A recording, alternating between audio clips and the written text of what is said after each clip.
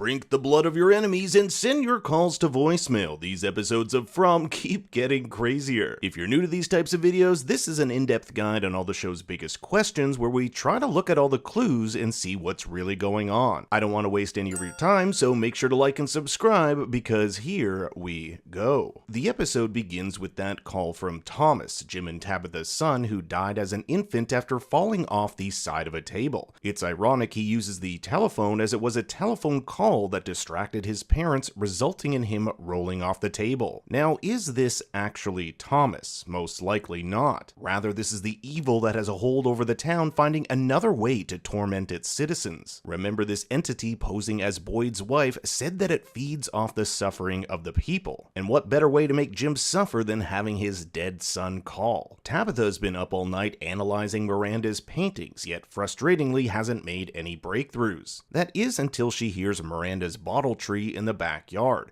It was a bottle tree that Victor took Tabitha to that led her to the lighthouse, so it can be implied that it was Miranda who put these bottles here. The bottle tree in Henry's backyard is but a replica of an art installation Miranda made for a neighboring town, so Tabitha and Henry decide to make their way over. It was also at the bottle tree where Miranda took that acid that started the voices in her head. I wonder what would happen if someone, perhaps Tabitha, took drugs in proximity to this tree. Would she then get the same visions as Miranda? There's another connection to drugs with the song that plays when Henry starts up his car. It's Joni Mitchell's Blue, about fellow singer James Taylor's addiction, and features the line, acid, booze, and ass, needles, guns, and grass. This just happens to be Jim and Tabitha's song. There are even more similarities between Tabitha and Miranda, from seeing the Ankui children and Miranda's bracelet found in the glove compartment. This ties into the cycles theory, that the town has these cycles that repeat over and over. Tabitha is the current cycle's version of Miranda. It's also possible that Jade is this cycle's Christopher, a man who is said to have been nice but then became obsessed with the symbol and went mad. When Tabitha uncovers the same bracelet she made for Jim in Henry's glove compartment, she freaks out, stating that she isn't in the real world, but this is just a continuation of the town as a means to torment her. She wants to leave, but I totally get Henry's point here.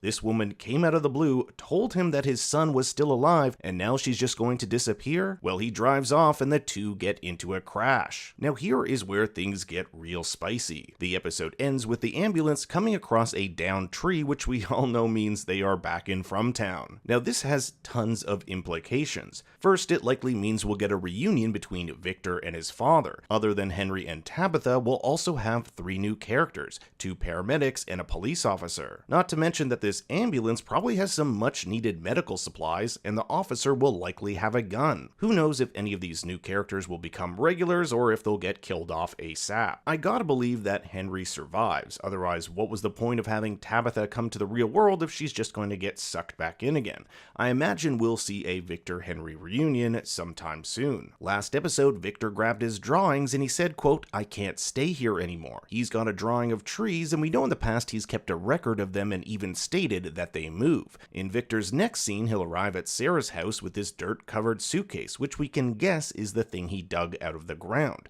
Whatever is in here, he did not want anyone else to see. He asked Sarah for a bedspread and that he plans to, quote, "build a fort and tell a story." This all seems to have been sparked by the death of Tian Chen. Maybe something similar happened when he was a child and he needs to warn everyone. Maybe there are more drawings in this suitcase. We also know Victor has received instructions by the boy in white in the past, so it's really anyone's guess what kind of story he plans to tell. I should also mention that on Twitter, someone mentioned this Hawaii decal in Henry's office is the same one found on the suitcase in the cave from season 2. Coincidence? It's a big episode for Fatima and Tilly, where we start with Colony House frying up that cow that was viciously slaughtered by the monsters in episode 1. I mean, you can't just let that go to waste. Fatima is offered some, but instead prefers the glorious rotten crops piled outside as compost. And of course, she just so happens to be watched by a woman who I think is hiding something, and that is Tilly. Like Fatima, Tilly had weird cravings during her first pregnancy and would lick the inside of eggshells from the garbage. But with all this weird stuff going on, all Fatima really wants to know is if her baby will be okay,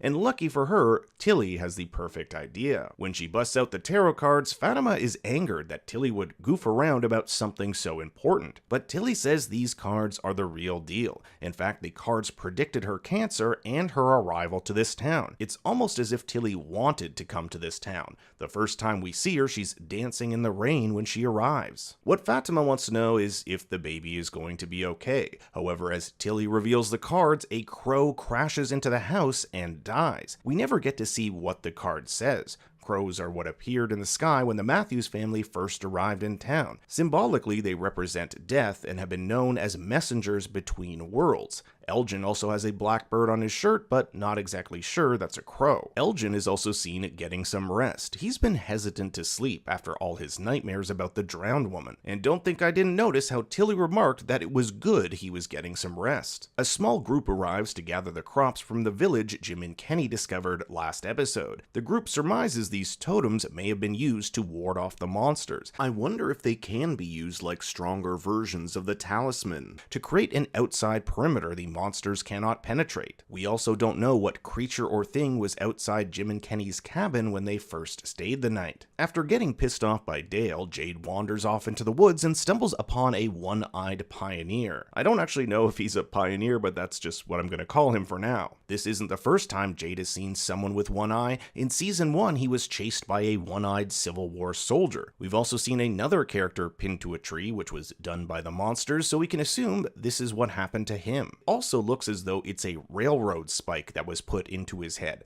Does that mean there's a railroad nearby? Jade will see this man later on drinking from a skull filled with blood, and he offers it to him, but no one else seems to see. Is this perhaps someone trying to turn Jade to the dark side, similar to what happened to Christopher? We should also talk about these red stones. From what I can see, there are at least 3 of them. The colors are similar to those of the crimson found on the cave drawings, and they're shaped like those found in the field from season 1. Christy also gets caught in this bear trap. It's so old that it's rusted, which may suggest it was here long before Victor. Jade also took a piece from one of these scary totems to release her, so I wonder if that will have any consequence. Boyd wants to capture a monster. Not only that, but catch one alive with the intent of interrogating it. We really don't know much about these things, so why the hell not? They have captured a dead monster before, and all we really learned is that Christy believed from the autopsy that they were likely once human. We'll later see Boyd constructing some sort of trap for this creature, and the ghost of Father Cautry telling him this plan is stupid.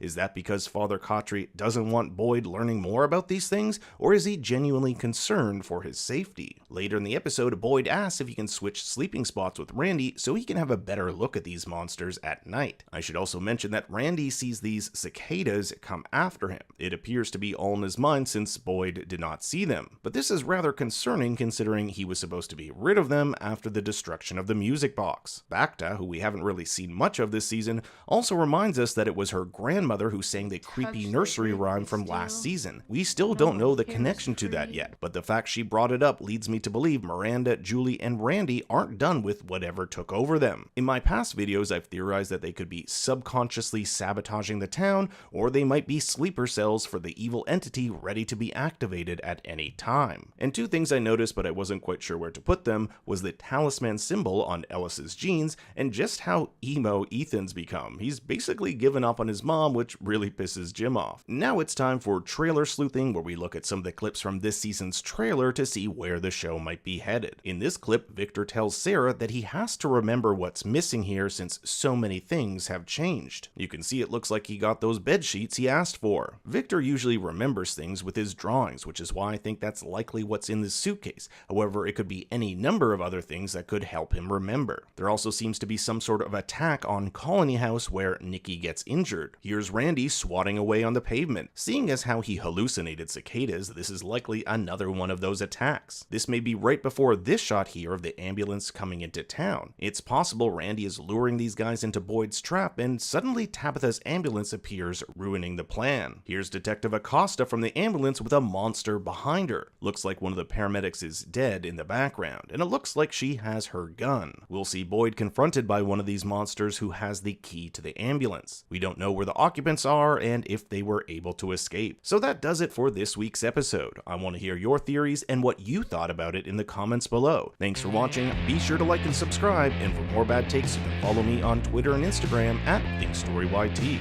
Until next time, remember, Daddy loves you very much.